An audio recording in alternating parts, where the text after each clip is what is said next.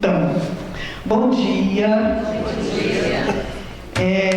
Eu vi aqui o pôster aqui que o meu amigo fez, né? A gente vai ficar assim, não. É o pensador. Esse tema, né, como a gente está colocando ali, está na segunda parte do livro Depois da Morte. Esses baús. Que se chama Os Grandes Problemas. Tá? Estudo de Leon Denis, que foi o tema do último encontro agora da sexta-feira da Semana Santa. Então, quando vocês estiverem querendo fazer uma coisa diferente na sexta-feira da Semana Santa, vocês vão lá. Todo ano tem. Esse ano a gente vai para o de número 29, né? E eu estou lá coordenando desde o primeiro. É um negócio assim, né? Que vai ficando bastante presente na nossa vida.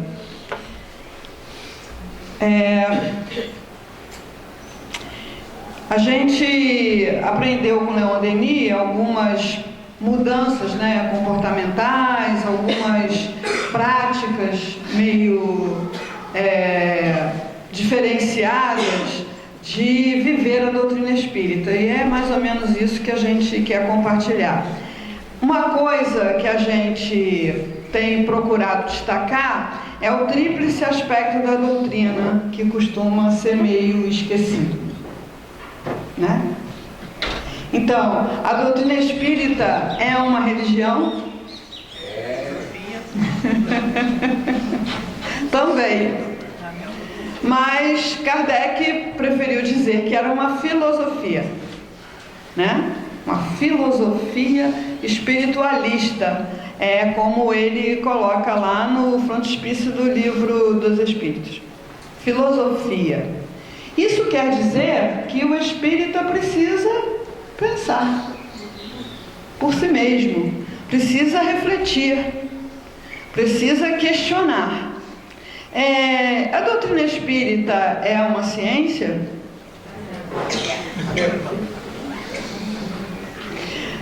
Quando Kardec coloca a razão, não é, como a marca dessa filosofia, ele está dizendo que a gente precisa acompanhar o progresso da ciência. E vocês acham que a espírita faz isso? Não é? Parece que não precisa, né? Parece um troço complicado, mas aí fica capenga, né? Então nós precisamos filosofar, nós precisamos estudar. Então, quando você pega uma obra de Leon Denis, você vai ver que ele pesquisava numa época que não tinha Google, né? Você tinha que ir para a livraria, para a biblioteca, pegar aquela livralhada toda, né? Ele estudava tudo que a ciência do seu tempo e que os filósofos do seu tempo estudavam, que ele pudesse trazer em apoio aos postulados espíritas. Então, a ciência espírita não é exclusivamente o estudo dos fenômenos espíritas. É um estudo da ciência como um todo. Por quê? Conforme o homem vai evoluindo, ele sente a necessidade desse apoio, dessa sustentação da ciência. E a gente ainda vive um momento de prevalência do paradigma materialista, e às vezes a gente fica meio abalado, meio confuso quando a gente se depara com esse pensamento materialista vindo através dos homens de ciência. Mas hoje já muita coisa contrária a esse paradigma materialista na própria ciência, e já se está ampliando essa ideia. Então é bom a gente se manter atualizado, estudar, e isso faz com que a gente vá ampliando a nossa compreensão daquilo que os Espíritos nos ensinaram, porque todo ensinamento pode ser compreendido em diversos níveis. Eu posso ter uma compreensão bem rasinha, bem superficial, mas à medida em que eu vou ampliando o meu conhecimento, eu vou ampliando essa compreensão. Por isso que Jesus falou para os apóstolos lá, não posso falar tudo, que vocês não vão entender nada. E os espíritas pensam que porque a doutrina espírita é o Consolador prometido, que já entendeu tudo também, porque conhece a codificação. Ainda não, né? É por isso que Kardec deixou essa deixa. A ciência mudando, ampliando, vocês vão atrás, porque senão a gente cai no dogma, e o dogma é a morte do progresso, da evolução, né? E o aspecto religioso, a gente pensa que é vir na reunião pública e trabalhar na caridade. É só isso? Então, a ideia de religação implica numa conexão cada vez mais ampla do ser humano com o Criador. Isso é religião na essência. Ligação da criatura com o Criador. Como nós somos espíritos que já frequentamos tudo que é prática religiosa, muitas vezes a gente traz para a doutrina espírita a prática religiosa que a gente teve em outras vidas, né? Sendo espíritos brasileiros há algumas vidas, né? A gente está mais para espiritólico, né? Então, antes ia na igreja, agora vem no centro. Antes assistia a missa, agora ouve a palestra. Antes engolia a hoxa, agora bebe água fluidificada. E já sai do centro com aquela cara de santo, né? Já assinei meu nome, minha presença no livrão, né? Tá tudo bem. Os mais esforçados, não, vou trabalhar na caridade, porque fora da caridade não há salvação. Ok, tá bom, é isso mesmo. Mas religião é experiência religiosa.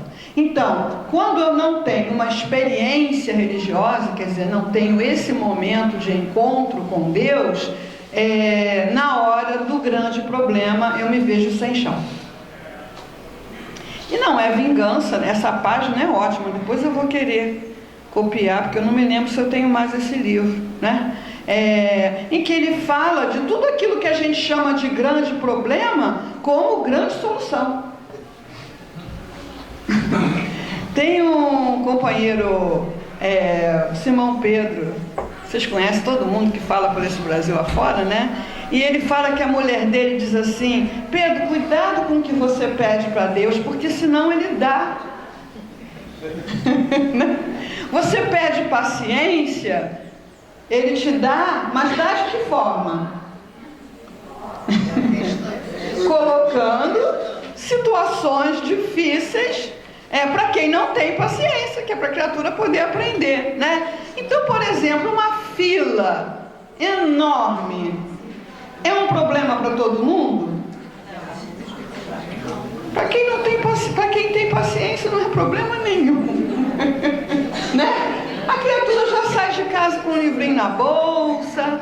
A criatura já aprendeu a puxar assunto bacana com quem está ali perto. A criatura já tem um caderninho com caneta para ficar fazendo planejamento, conta, tudo aquilo que ela não tem tempo de fazer em casa, né?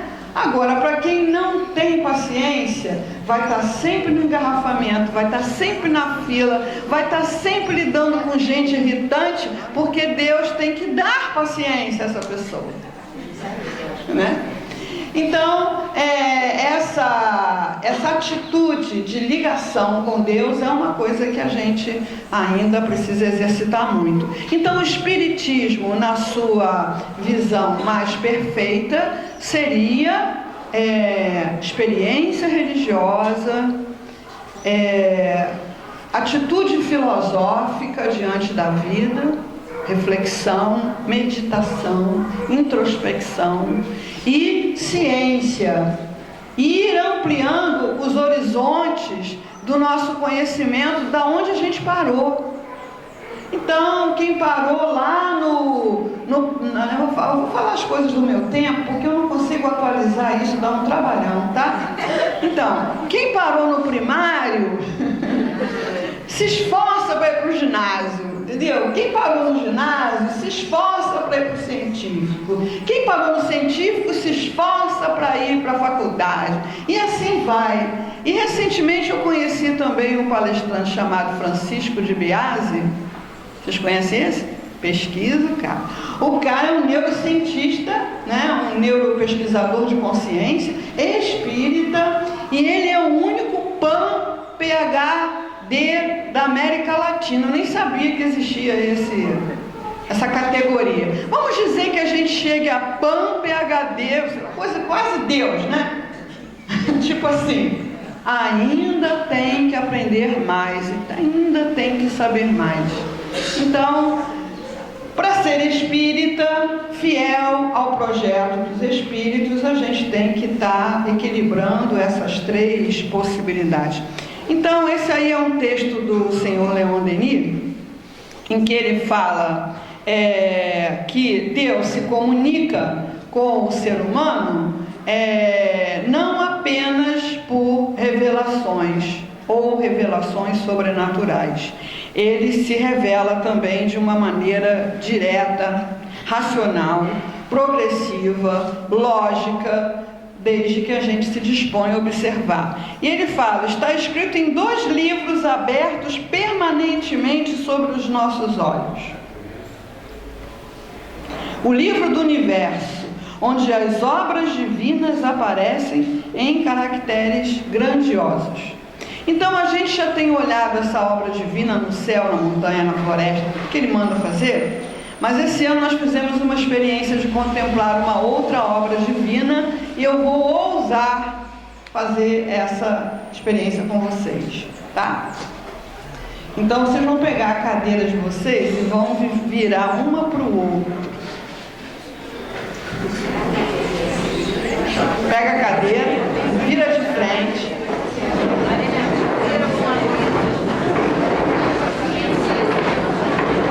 Bom, essa cadeira não é muito pesada. Então, quem aguentar, levanta a cadeira.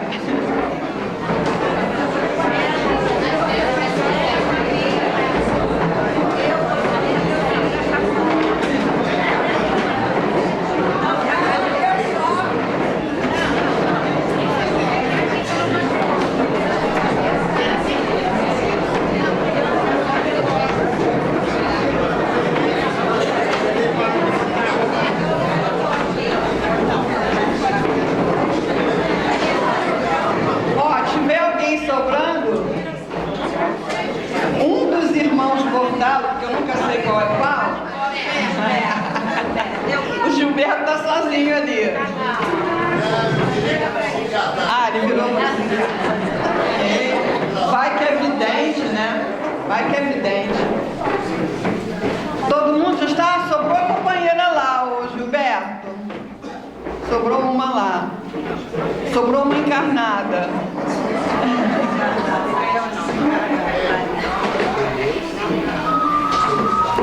Ainda bem que isso veio antes da gente.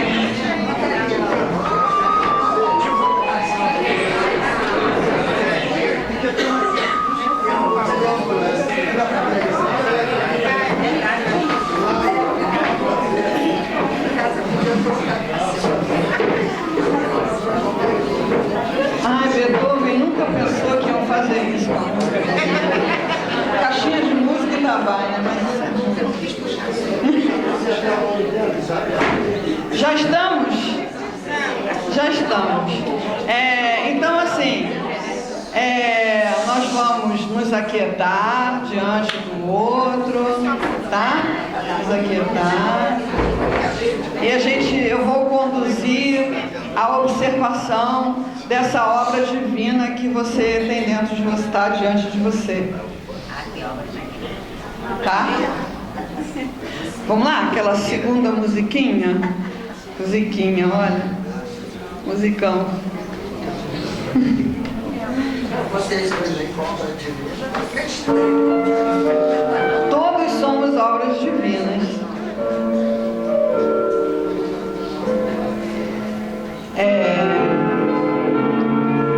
Assim, só abaixa um pouquinho. Dá para abaixar um pouquinho? Para baixar um pouquinho. Tá? E a gente vai começar a olhar para as mãos do outro. Sim, nós vamos começar a olhar as mãos do outro. E o outro vai olhar a nossa mão.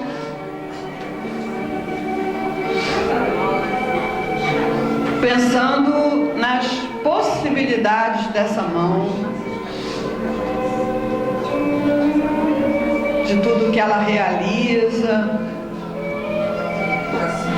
Vamos olhar a mão do outro. Tem gente de olho fechado.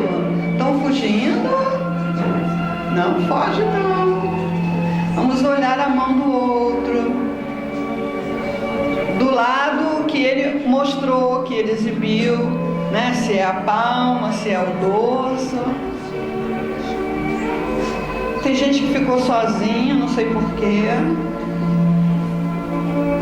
Vamos olhar a mão do outro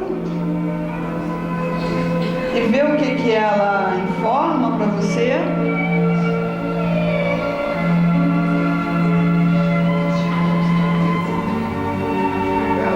Sem falar. Agora vamos virar a mão de posição, inverter. Vamos ver essa mão. Como é difícil ficar quieto, né? Se não ficar quieto, não faz contato, né? Aí a gente olha esse outro lado da mão. Do companheiro. A gente olhando a mão do companheiro. Esse outro lado, que informação ele traz?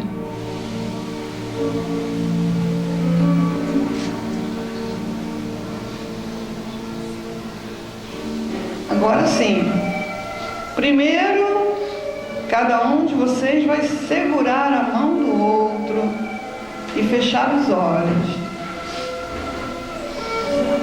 Quando nós fechamos os olhos, nós aumentamos a nossa percepção tátil. Então vamos sentir essa mão, se é uma mão forte, se é uma mão delicada,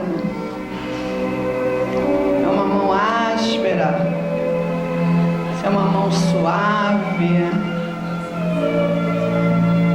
Tenta manter o foco no tato, o que você está sentindo com o seu tato. Se a mão esquerda é diferente da mão direita. Sem falar, mantendo o foco, a concentração na experiência tátil. Agora, quem está com o olho fechado abre e o outro segura a mão daquele que estava segurando a sua. Inverte, inverte, sem falar. Foco.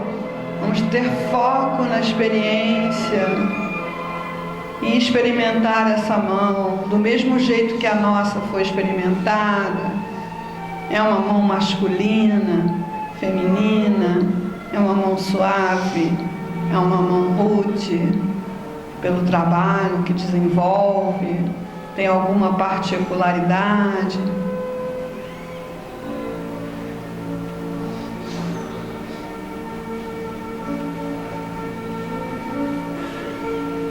Vamos soltando as mãozinhas, abrindo os olhos.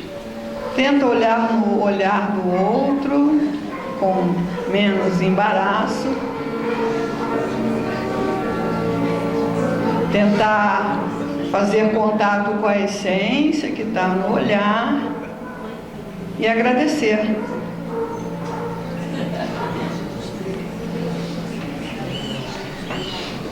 É isso.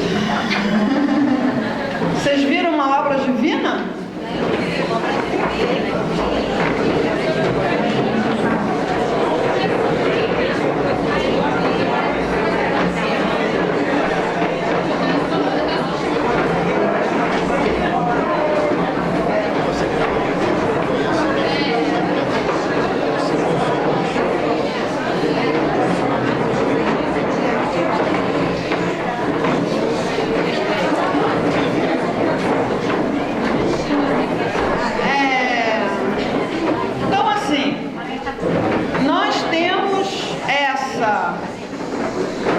essa e outras tantas obras divinas, tantas oportunidades de experiências com Deus ao nosso alcance o tempo todo, mas a gente tem dificuldade de parar, de viver, de observar, de estar presente, de tocar, de sentir o aroma, o gosto, né? A gente hoje não se preocupa mais em sentir o gosto das coisas, o cheiro das coisas que come, né? Dá uma coisa pro seu cachorro comer, pra você ver se ele vai logo abrir a boca e engolir. Só se tiver com muita fome, né? Senão ele vai dar uma cheiradinha primeiro, isso aqui. E essa informação do olfato, ela é importantíssima para o aparelho digestivo, né? Saber já ir se preparando para o tipo de alimento que vai vir. Então nós temos os 5 sentidos e temos o sentido da alma, que foi esse que algumas pessoas conseguiram experimentar, né? Que é alguma coisa que vem não exatamente da experiência física. Então vamos lá, começar a pensar.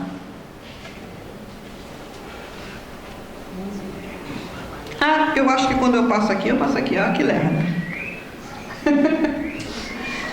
Você percebe alguma correlação entre os acontecimentos atuais que o afetam e as suas necessidades espirituais? Em outras palavras, existe alguma relação entre o seu passado e o seu presente? Você percebe isso?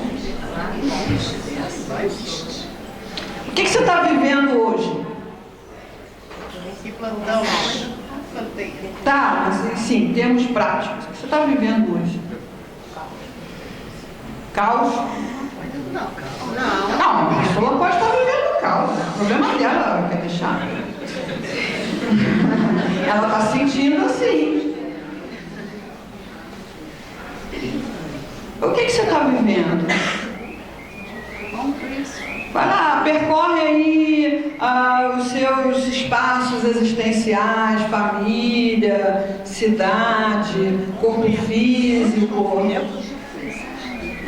Sim, mas qual é a dificuldade específica? Ansiedade financeira.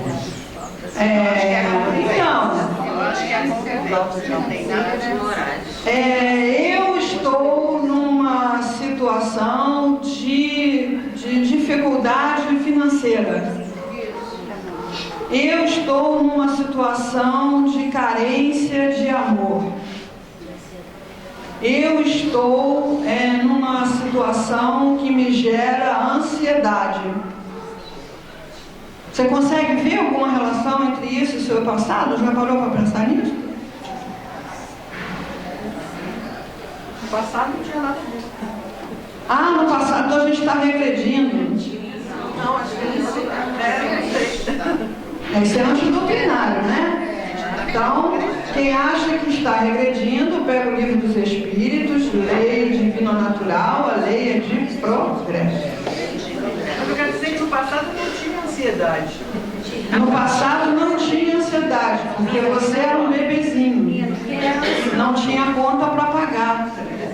Os seus pais tinham muita ansiedade, né? Os meus pais me falavam de um tempo que eles compravam 2 tomates, um ovo, né? Na época da guerra. Não, meu pai e minha mãe compravam, eles não eram agricultores, não. Eles compravam. Mas imagina se você precisa comprar 2 tomates, um ovo, né, para dividir por 3, a ansiedade que isso gera, né?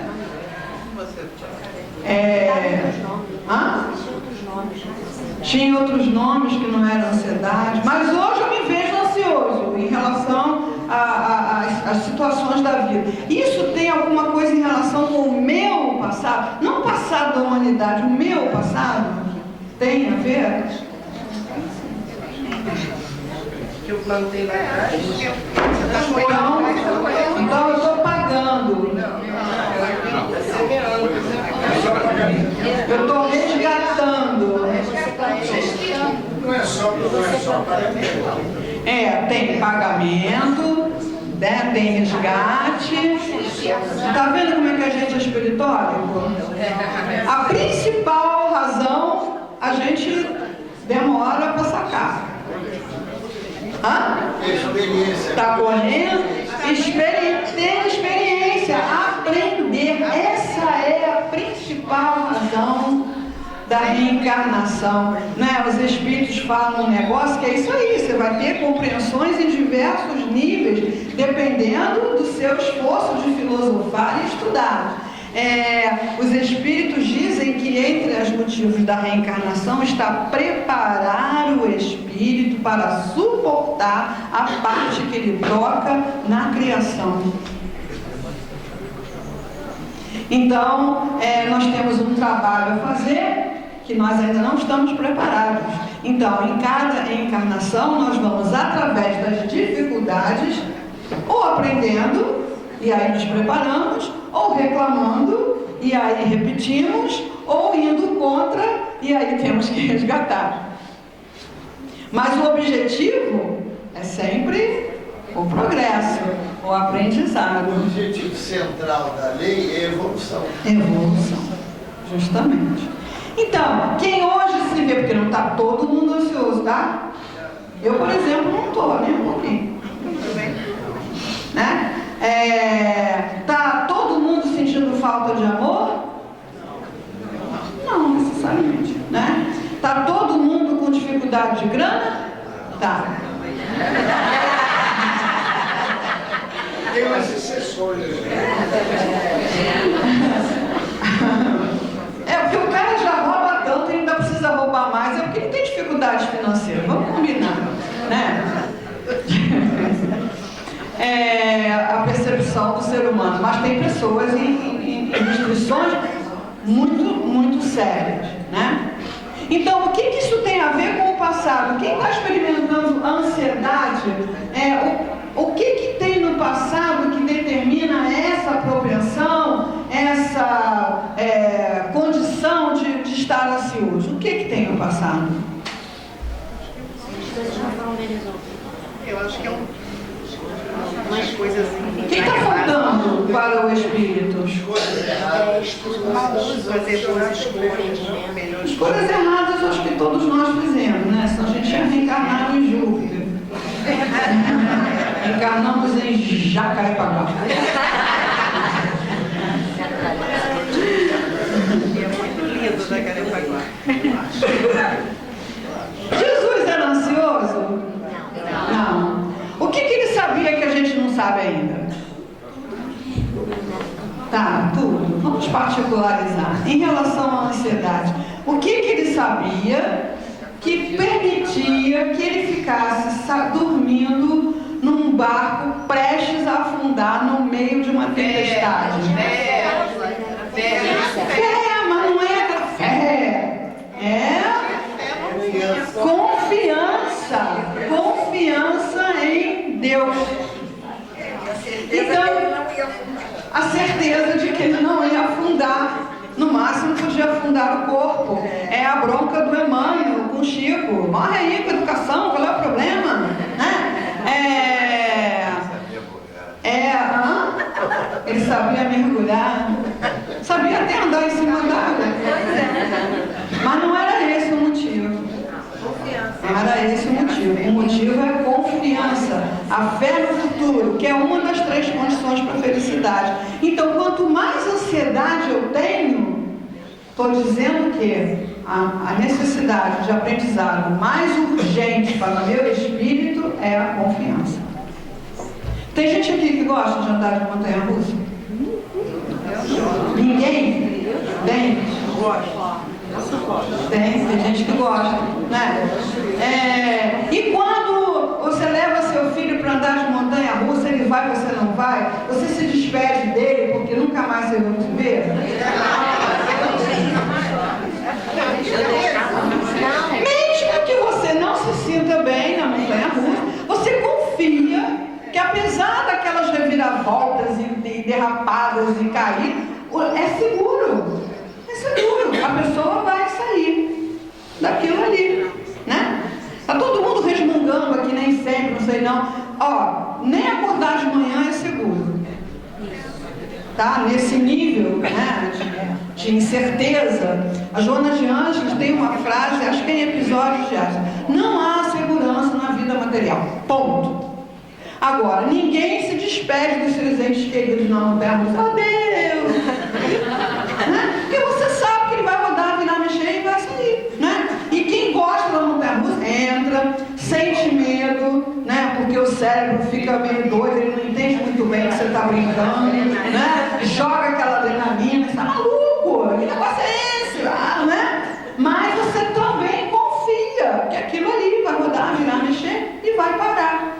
Então, quanto mais ansiedade, mais necessidade de desenvolver a fé no futuro. É isso que está trazendo de outras vidas, né? E o resto eu vou deixar para vocês pensarem.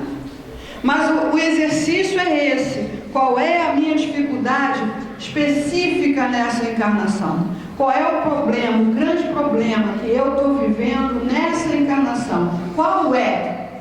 E, já que a gente sabe da reencarnação, começar a pensar, além do pagamento, do resgate, o que isso está querendo me ensinar? O que é que eu ainda não sei que me coloca nesse lugar de desconforto, né? Isso é filosofia espírita, gente, não é bacana? Eu acho o máximo. Então, a frase de Leon Denis, né, sobre esse assunto é essa aí. A claridade se faz em nós, em torno de nós. Nossa estrada se determina, sabemos o que somos e para onde vamos. Então o espírito é para se sentir assim. O espírito é para se sentir assim, sem conflito, sem problema. Ele sabe, ele tem a resposta dos problemas magnos da filosofia. Quem eu sou, de onde eu venho, o que eu estou fazendo aqui, para onde eu vou. Então, é para ir pegando as pistas e pensando sobre elas, né? Já que você é um espírito reencarnado, como é que está essa sua distribuição de tempo entre as ocupações materiais e as espirituais? Uma vergonha?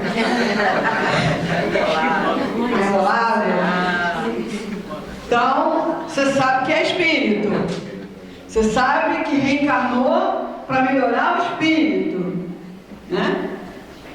Mas aí tem que dar comida para o corpo, fazer comida para o corpo, levar o corpo a passear, botar o corpo para descansar, esticar o cabelo do corpo, botar uma roupa no corpo, né? Malhar o corpo, tomar remédio para o corpo, levar o corpo no médico. Esse corpo dá um trabalho danado.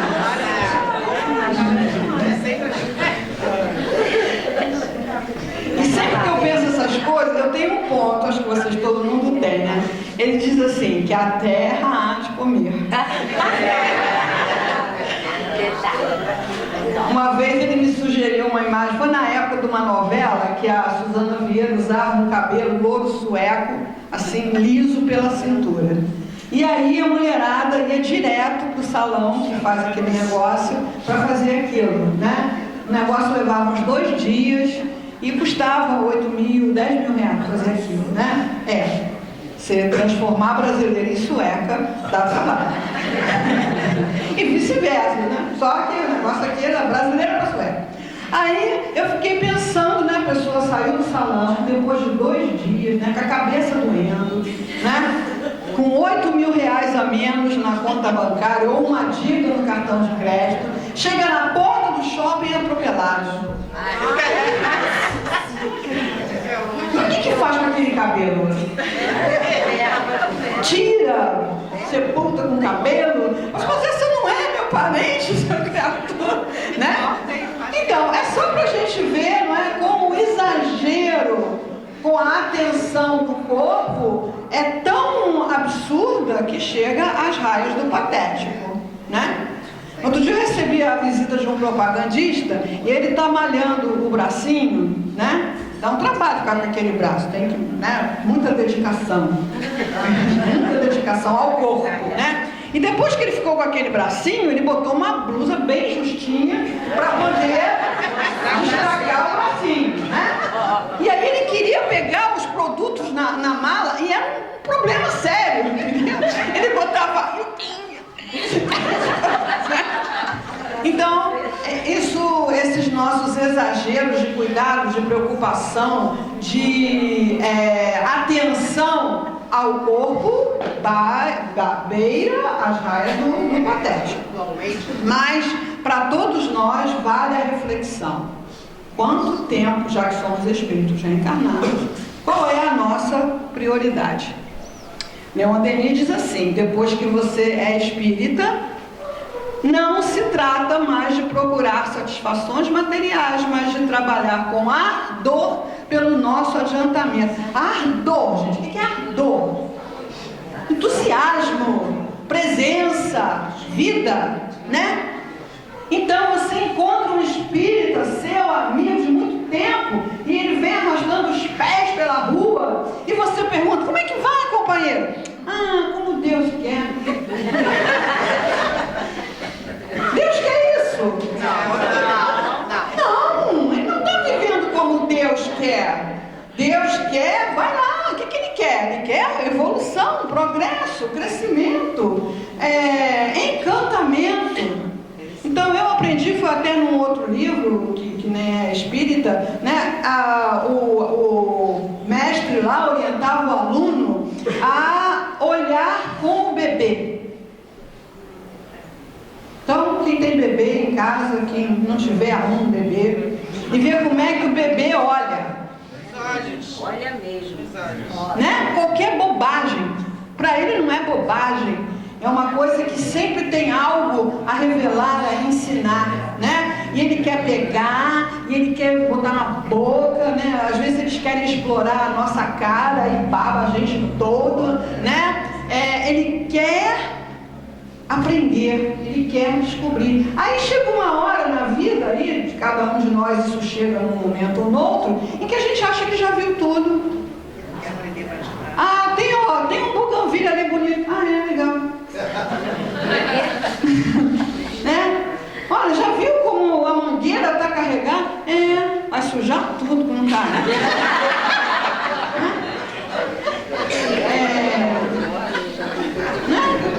Gente, um dia eu cheguei eu trabalhava naquele posto da Praça Seca, aquela rua cheia de amendoeira. Era cheia de amendoeira, não sei se ainda é, o tempo que eu passo lá.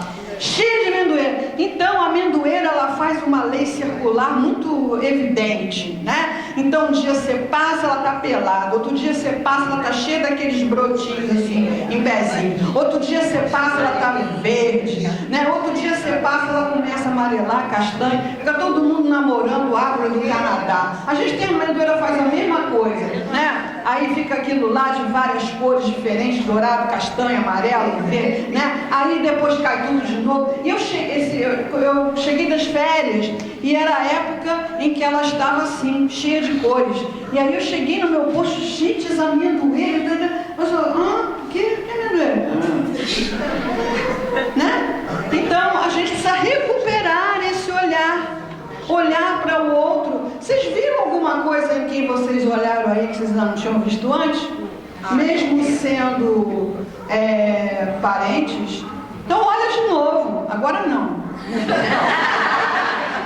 Olha de novo, olha mais uma vez, olha, né? Então, quando a gente tem ardor, tem entusiasmo, a gente aprende melhor, a gente aprende mais, a gente se trabalha com mais intensidade. O corpo, não, o espírito. Então, assim, na minha especialidade, eu sou ginecologista, né?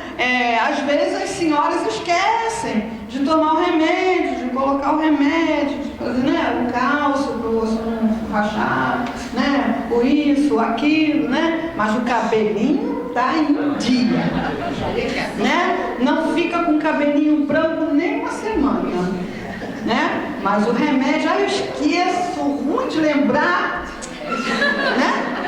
Então o que é isso? Isso é falta de foco. Porque naquilo que ela tem foco, ela não esquece. Né? O cabelo e a unha tá perfeito. Tá, agora o negócio lá. Esquece que é uma maravilha, né? E as pessoas com quem você lida? Como você as percebe? Agora, O Gilson falou para mim que ele encarnou para ser empregado do Gilberto. Entrego, hein? Entrego.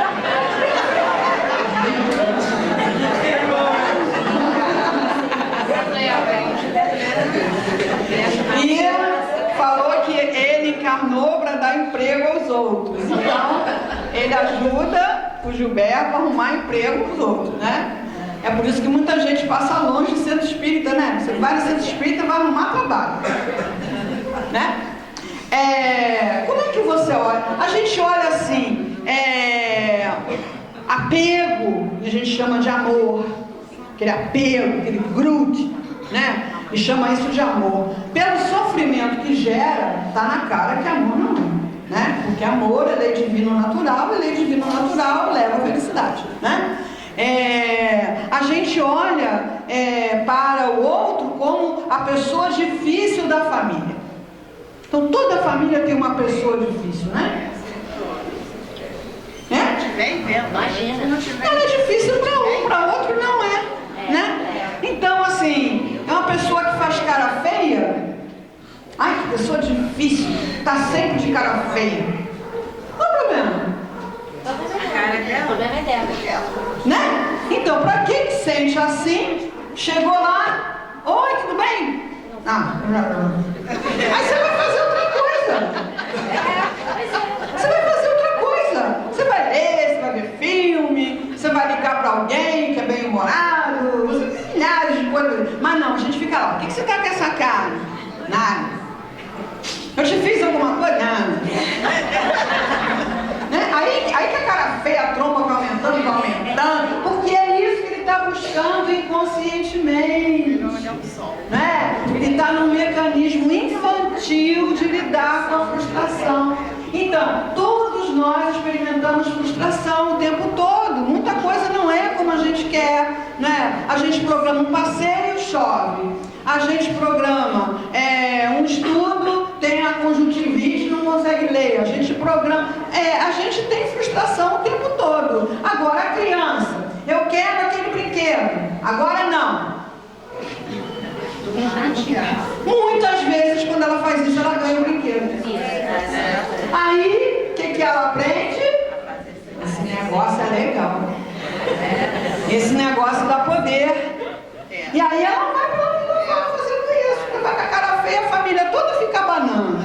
Quanto mais abana, mais fortalece o sistema, né? Então, como é que eu olho, como é que eu preciso olhar à luz da doutrina espírita, os meus irmãos em humanidade, a família, os companheiros do centro, os irmãos presidentes, o meu chefe, como é que eu preciso olhar? Com indulgência para o marido, com amor, compaixão. Compaixão é uma boa palavra se você entender que é sofrer junto, né? Sentir junto, no mesmo sentimento. Então, quando eu olho para o outro, eu estou vendo um espírito como eu, em aprendizado como eu, com dificuldades como eu. Apenas isso. Apenas isso. Não está ali para me pagar, não sei o que para ele, não está ali para me punir, não está ali para ser meu. Não, é um espírito, né, reencarnado no mesmo programa em que eu me encontro. Então, Leon Denis diz isso aí: nossos destinos são idênticos, não há privilegiados nem malditos. Todos percorrem o mesmo caminho e, através de 1000 obstáculos, são chamados a realizar os mesmos fins. Mas isso vale para o Fernandinho Beiramar? Vai demorar, mas vai aprender. Pode ser que não. Pode ser até que não. Tem uma coisa lá no Livro dos Espíritos, no Evangelho, que é muito incomodativo, que fala que os maus são empenhados, são ardorosos, são entusiasmados, e os bons são mornos, fracos. E o Einstein falou essa frase: o problema não é o mal que os maus fazem, é o mal que os bons permitem que aconteça, né? Então, assim, o sujeito está na direção errada, mas vamos combinar: inteligente, dedicado, ardoroso, autoconfiante pra caramba. Muito. Então, a hora que ele corrigiu o percurso, você vai ficar igual a lebre.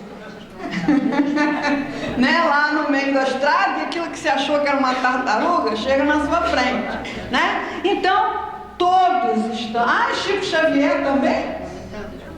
Também. Jesus também. A gente está lidando com o Jesus que a gente conheceu, mas ele está no mesmo lugar?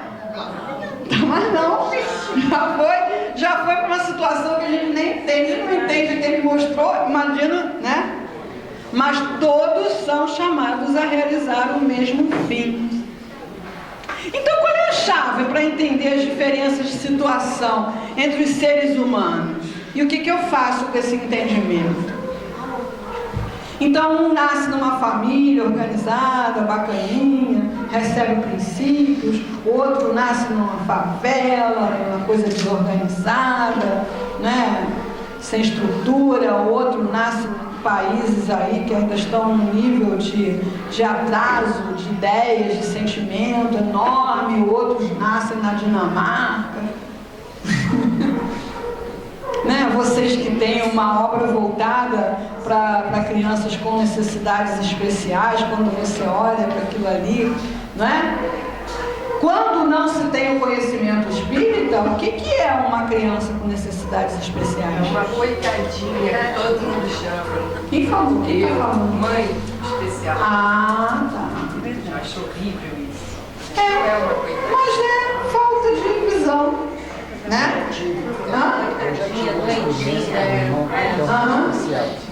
Eu tive uma experiência gritante. Estava eu e minha mãe passeando numa pracinha. Vinha 3 moças. Ao deparar com o meu irmão, eu falei: corre, porque senão se pega.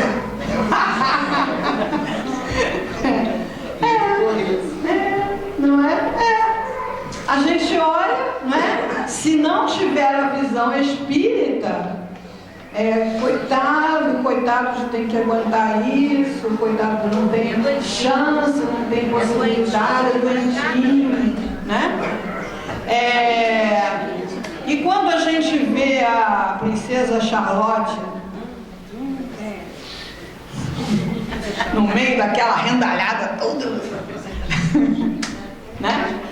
Caramba, né? Tem criancinha nascendo sem enxoval. Vocês acham que a contemplação dessas desigualdades faz algum efeito na alma das pessoas? Qual o efeito? A gente tem que se mobilizar, aumentar o dano. Materialismo. Eu vi num centro cirúrgico, na sala de espera, alguém se deu ao trabalho de fazer um quadro com uma frase e botar lá: se Deus é bom, por que sofrem os inocentes? Isso vem do médico, que muitas vezes se depara com crianças, com pessoas bondosas, com pessoas boas, que estão ali passando por situações de muito sofrimento. Mas sem o conhecimento espírita, a sensação é de injustiça, a sensação é de ausência de justiça e de bondade no universo. Necessidade da divulgação da doutrina. Isso aí. Isso aí. Mas o espírita tem um negocinho, sabe, de não violentar consciências. Eu não gosto de violentar a consciência. Você não precisa convencer ninguém de nada, mas você precisa afirmar a sua crença. Né? Olha, quando você vê um negócio desse, olha só, eu sei da reencarnação. Então, se é uma coisa que não existe na criação, é inocente. Inocência, né? Ou injustiça divina.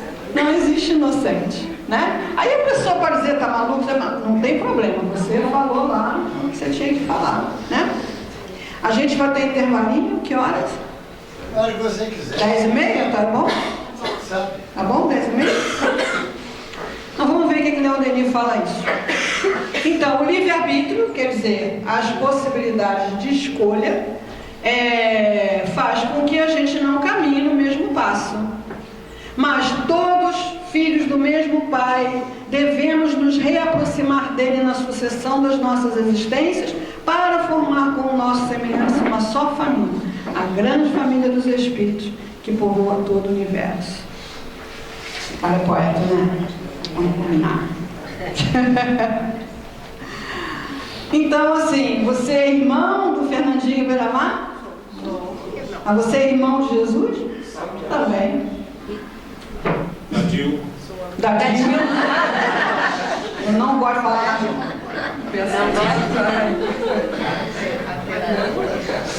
Tem gente na bronca, tem gente defendendo, na polarização danada, né? Então, isso pra lá. Você gosta da Dil? Hã? Você gosta da Dil? Isso é pergunta de seminário espírita? Né? A Dilma faz parte da nossa família, quer a gente goste ou não. Né? Essa é a visão espírita. No outro dia eu estava num estudo e as pessoas começaram a discutir onde está Hitler. Onde está Hitler? Aí tinha gente falando que estava em outro planeta, que virou macaco, que... Gente, isso não é nosso problema. Esse não é nosso problema. Perguntaram ao Chico Xavier onde estaria Hitler. Olha só, tá vendo? Até o Chico foi perguntado. Ele ficou calado. Com certeza, porque é um absurdo. Então, o nosso dever é tomar conta da vida do Hitler? Não, o nosso dever é cuidar conta de nós mesmos, cuidar de nós mesmos e ampliarmos o nosso amor de tal forma que mesmo Hitler possa ser incluído. Esse é o nosso trabalho, né? Não é só ficar discutindo essas coisas, né? Ué, não, é que eu parei de passar aqui. E o sofrimento ensina? Essa é a mensagem de hoje. Tirou um xerox para mim. O sofrimento ensina? Ensina? Transforma? E você está reclamando de algum sofrimento? Solidão ensina o quê? A ser forte. A ser forte? Não, ensina como faz falta o outro. Ensina você a sair correndo. Valorizar o outro. Aí não está fazendo o dever de casa. Solidão ensina você a ser forte, autônomo, melhor dizendo. Todos nós temos que saber isso? Sim. Ah, é? Não basta arrumar um marido para cuidar dessa coisa de banco, que eu não entendo nada? Não? Não basta arrumar uma mulher para cozinhar, para ir embora, passar roupa? Não? Não basta? Não basta arrumar um filho para eu ter sonhos, porque eu já não sonho mais nada para mim, então eu vou sonhar para ele? Não basta eu arrumar um presidente de centro para toda semana eu ficar 1 hora no ouvido dele falando a mesma coisa? Não. Então, a solidão nos ensina a ter autonomia. Sermos capazes de cuidar de nós mesmos em todos os sentidos, material, espiritual e emocional. Enquanto a gente não consegue isso, a gente sofre. Tem uma passagem de Jesus que eu acho sensacional, que mostra a humanidade de Jesus, né? Coisa que Jesus é Deus. Tem umas passagens que mostram claramente a humanidade de Jesus, em que ele estava passando lá por uma agonia, que a gente nem entende muito bem que agonia era aquela, né? Mas ele levou alguns companheiros com ele. E quando ele se deu conta, estavam tudo dormindo. Ele, gente, não é possível até nessa hora. Até nessa hora. Mas é uma solidão imensa, né? Porque encarnado não tinha ninguém em condição de acompanhar nem o pensamento, nem o sentimento dele. E aí ele conversava com Deus. É uma situação, né? Vai lá para você ver o sofrimento. Então, a solidão ensina a autonomia. A carência material ensina a valorizar os recursos materiais. A diabetes me ensina a comer com educação. Quem come com educação, diabetes não dá problema nenhum. Quem se rebela, ela entope a coronária, ela entope a artéria da perna, perna em pé, entope a artéria do olho, fica cego, e entope a artéria do rim, vai para a hemodiálise, é uma desgraceira, né? Mas para quem, eu estou diabético, agora eu vou comer direitinho, vida normal. Vida normal. Então, o sofrimento está querendo ensinar alguma coisa. Não arruma emprego. Ensina alguma coisa? Quem não arruma emprego? Consegue arrumar emprego? Consigo arrumar um emprego? Ensina você a descobrir seus talentos, a sua criatividade. Tem N projetos acontecendo aí que resultaram de pessoas que não arrumavam emprego. E um dia elas resolveram parar de reclamar. E aí elas foram olhar, o que é que eu sei fazer bem? E aí pronto, resolveu o problema, acabou o sofrimento, né? Tem a história de uma arquiteta que não arrumava emprego e aí ela sabia fazer brigadeiro bom. Hoje ela tem um negócio de brigadeiro, show de bola, ganha dinheiro pra caramba, não sabe mais nem onde está os quadros, o compasso, perderam. Tem a história, hoje a gente tem muito isso, né? Marido por um dia, marido não sei o quê, né? Tem isso, né? É uma empresa que vai na tua casa, e marido de aluguel faz aquilo, tudo que o marido não quer fazer, né? Ele desmonta o persiano para lavar, ele troca a resistência do chuveiro, do ferro elétrico, ele conserta o que não está funcionando. Menina, esse negócio está tão especializado que a minha filha, primeiro ela saiu de casa, né? Há alguns anos, foi morar sozinha, e aí ela comprou um ar-condicionado de voltagem errada, um fogão que era para gás de bujão e dela de rua, e um aquecedor para trocar o que estava enferrujado lá no apartamento. E nada de resolver aqueles problemas. Eu liguei para uma empresa dessa, o homem falou assim para mim, é tanto a hora. Mas o senhor não quer saber o que é para fazer? Não, senhora, é tanto a hora. Eu disse, mas que coisa, ele não tem que saber qual é a ferramenta? Não, senhora, é tanto a hora. Ele foi lá, em 1 hora ele resolveu tudo isso. Ele botou o aquecedor, ele trocou o negócio lá, a pecinha do gás do fogão, e ele resolveu o problema da voltagem do ar-condicionado. Tudo resolvido em 1 hora, né? Então isso começou com um camarada que estava com 50 e muitos e não arrumava emprego. E o que eu faço? Aí deu esse inventário. O que eu sei fazer bem? Eu sei trocar resistência, eu sei concentrar. E pronto, ele anunciou isso aí e criou essa coisa boa para ele, para um monte de gente, né? Então, sofrimento ensina, transforma, corrige. De que forma? Assim.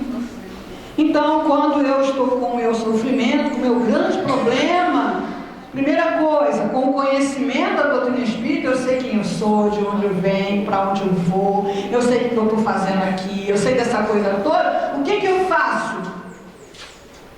Pergunto, o que está querendo ensinar? Né? Se meu amor foi embora e me deixou na solidão, o que eu tenho para aprender?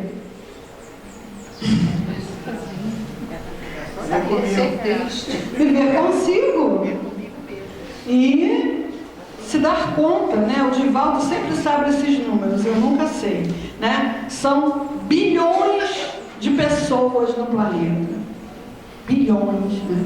Mas eu só me interesso por aquela. Isso está em harmonia com a lei divina natural? Não, isso está errado. Então eu tenho que aprender, né? A conviver com os outros, a me encantar com os outros. Enfim, o fato é que tem aquela historinha já muito manjada do Facebook, de e-mail, de tudo, que é a história do jardim, né? A pessoa quer borboleta, aí sai com aquela rede para pegar a borboleta. Ou ele não pega, ou quando ele pega, a borboleta morre, né? Se você plantar o jardim, elas vêm de boa vontade e ficam ali, né? Vivinhos, voando, né? Então, quando você vai para cima de uma pessoa com uma carência enorme para ela resolver, se ela for esperta, ela sai correndo. Né? Vampiro!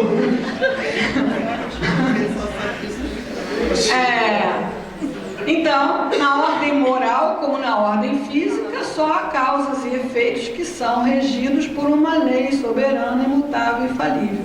O que na nossa ignorância chamamos de injustiça da sorte, né, somente a reparação do passado.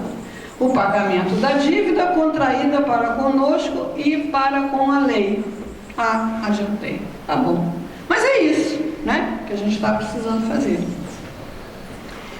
Nesse momento, você se percebe como tendo Deus em você mesmo? Ou é uma coisa mais do instinto, né? Instinto de sobrevivência, instinto de pertencimento. A gente acha que nem tem mais instinto, né? Sabe quando você está dirigindo e alguém te ultrapassa? Você sente um negócio esquisito? É o instinto. Ele vai chegar na frente, ele vai se dar primeiro, né? Ele vai pegar a caça primeiro, ele vai chegar primeiro do que eu na poça d'água. Né? E aí, se ele ultrapassou, chegou na frente, fechou o sinal, sabe aquele prazer? Você sente? É um instinto. Puro instinto. É puro instinto. Não sei se aqui tem chá fraterno, né? Mas eu já fui em chá fraterno, tá lá a mesa muito bonita, mas ninguém pode entrar enquanto o presidente não fizer a prece. Aí as pessoas ficam... né? Não presta atenção nenhuma na prece. Assim seja... É instinto. É instinto. No bazar, elas querem comprar antes. É instinto. Aí assim, todo bazar, todo chá fraterno tem sempre uma coisa muito especial, né? O quindim da dona Yaya é o que há, é o melhor de tudo, né? Aí quem saiu correndo pegou o quindim da dona Yaya. Aí tem aquele que chegou mais tarde. Ah, tem quindim da dona Yaya? Essa hora não sei não. Né? O que é isso? Provocar inveja. É instinto. É disso que vive o Facebook.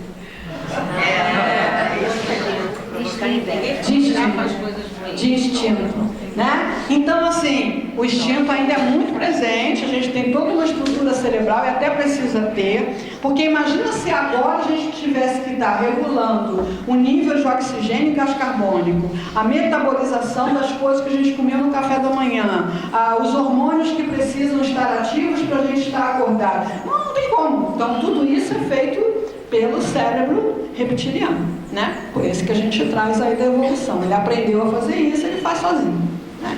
Mas quando eu me sinto movido, impulsionado pelo instinto, eu coloco o espírito no comando. Isso aqui não é fazer, para com isso. Respira fundo, né? Eu sempre me lembro da barca, eu já contei isso milhares de vezes, né? Da barca Rio-Niterói, que eu estudei em Niterói 6 anos. Estou 6 anos passando de barco para lá e para cá.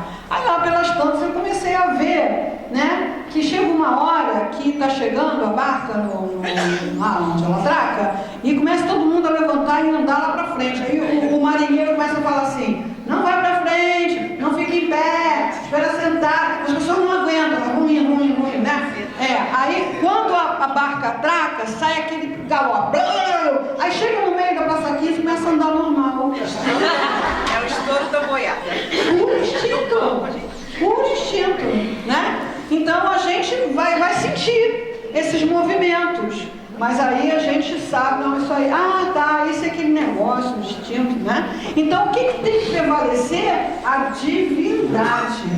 E a divindade prevalece através do exercício do amor, né? Então, o que é que me capacita a ceder a vez a alguém que está disputando a vez? Tem alguém que está querendo passar na frente, né? Está fingindo que está vendo, né? O instinto vai fazer o que? Ele dá uma cotovelada naquela pessoa, né? Que ela está vindo. A fila lá atrás, né? O instinto. Mas aí eu posso fazer Deus falar. Olha só, eu não estou com pressa. Eu já comprei o ingresso do filme.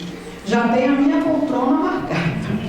Não tem problema nenhum, né? O senhor quer passar na frente? Eu vou ficar com cara de bobo? Vai. Qual o problema? vez. Ceder a vez. Quando a gente cede a vez, veja bem, não é para fazer isso e reforçar atitudes de abuso de ninguém, né? É ceder a vez, quando isso é possível, é natural, é a manifestação de Deus. Parar o carro para alguém atravessar. Parar o carro para alguém atravessar. Está atravessando errado, está atravessando fora da faixa. Principalmente esse precisa ser amparado, protegido, né? Dar a vez para alguém no supermercado. Você não está com pressa, a pessoa está ali do seu lado. Você não está com pressa, quer passar? Né? A gente espere a Deus para a gente mesmo e para o outro, né? Mas isso é um trabalho dia a dia, todo dia, né? É o mistério da psique, que traz gravada em si mesmo a lei dos seus destinos. Então vamos lá, cada centelha arrancada do foco divino, cada conquista sobre si mesmo, sobre suas paixões, sobre seus instintos egoístas, proporciona-lhe uma alegria íntima. Então quando você cede a vez, você pode até de início se sentir com cara de bobo, mas daqui a pouco você vai sentir uma alegria imensa, nem que seja pelo fato de descobrir que você já é capaz de sair daquela situação, né? Tanto mais viva quanto mais lhe tenha custado essa conquista. Olha que legal, né? Eu quero ver se eu passo uma coisinha antes de vocês irem para o café. Então, assim, o céu prometido aos nossos esforços está em nós. Está em nós, né? Espiritórico fica esperando alcançar a perfeição, chegar em nosso lar, vai ser a mesma coisa que paraíso, né? Quando você consegue manifestar essa divindade que há em você, você já vive o céu, naquele momento, né? E o sofrimento e a compaixão? Tem alguma relação? Aprendizagem. Quando eu vivencio um sofrimento, eu faço um aprendizado sobre o quanto aquilo dói. E aí, quando eu vejo alguém com aquela dor, eu sei o que ele está passando. Samaritano. É um samaritano. Teve compaixão. Quando eu comecei a fazer obstetrícia, né, eu achava que as mulheres exageravam muito aquela dor do parto, aquela dor do exame. Ai, que exagero, por quê? Eu só fazia em mim mesma, eu só era submetida àquele exame quando eu não estava no trabalho de parto, né? Aí eu achava, desconfortável, não dói isso tudo, né? Até o dia que eu entrei em trabalho de parto, foram me fazer aquele exame. Nossa, gente! É outra coisa, completamente diferente. E aí, quando eu voltei para a atividade, voltei a examinar as mulheres em trabalho de parto, eu senti uma dor que eu tinha que me encolher, né? Depois eu soube até que a gente tem neurônio espelho, né? Que quando a gente vê o outro rindo, a gente tem vontade de rir, quando vê o outro chorando, se espelha, né? Então, a vivência do sofrimento me sensibiliza para ter compaixão com o outro que sofre, né? Nos ensina a nos conhecermos melhor, dominar nossas paixões e amar melhor os outros. Porque amar o outro, quando ele está fazendo tudo direitinho, quando ele está pagando a conta do restaurante, quando ele está alegre, bem disposto, é mole. Amar o outro, quando ele está escolhendo caminho errado, está duro, está pedindo dinheiro emprestado, aí é mais difícil um pouco, né? Mas se eu já passei por isso, eu estou sensibilizado. Então o que a gente deve procurar são as duas asas, da ciência e do amor. A ciência adquirindo mais conhecimento, do amor adquirindo mais virtude, né? Tem um arquivozinho aí chamado Mural Científico. É difícil de abrir? Então a gente deixa para depois do café. tá bom? Então, assim, o que é esse mural científico? A gente fez um apanhado, que a gente vai passar aqui bem rápido, porque a gente vai ter a outra roda de conversa, das pesquisas atuais sobre experiência de quase morte, que é uma linha de pesquisa que está levando muito à constatação da sobrevivência da consciência após a morte física, da reencarnação, já com muitos pesquisadores, do ponto de Deus no cérebro e do gene de Deus, que mostram que a gente é programado para buscar Deus, da compaixão como agente de felicidade, tudo isso a nível de pesquisa científica, tá bom? De planetas habitados também, já tem umas fotos aí de outros planetas que é a Terra direitinho. Então a gente na volta vai dar uma olhadinha nisso e entrar na outra rodinha de discussão, tá bom? Obrigada, gente. Vamos lá.